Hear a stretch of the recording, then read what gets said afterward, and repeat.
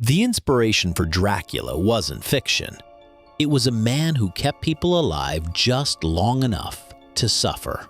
Vlad III of Wallachia did not rule through loyalty or love.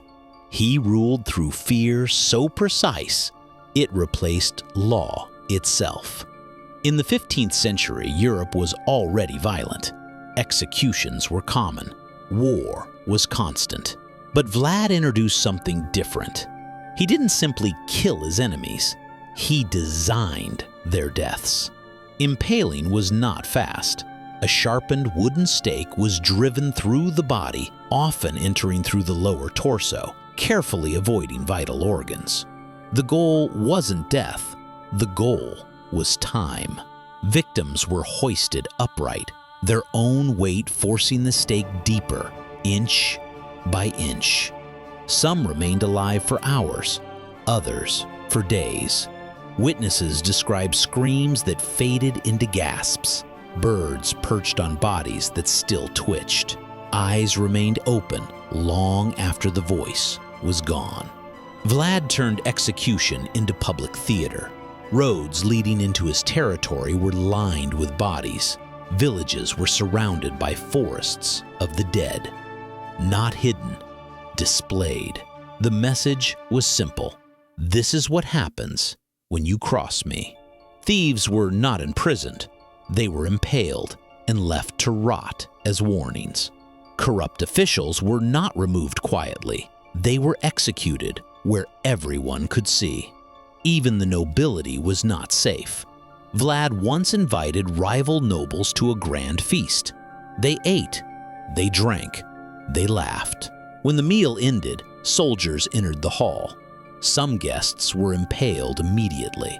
Others were forced into labor camps, where most died from exhaustion. Vlad believed mercy created weakness. Fear created obedience. And it worked. Crime in Wallachia nearly vanished. Legend says a golden cup sat untouched in the capital square. No one dared steal it. But Vlad's cruelty was not random. His land sat between empires. The Ottoman Empire pressed from the south.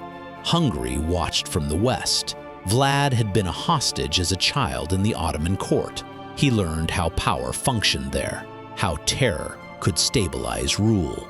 When the Ottoman army marched toward Wallachia, they expected battle. Instead, they found something else.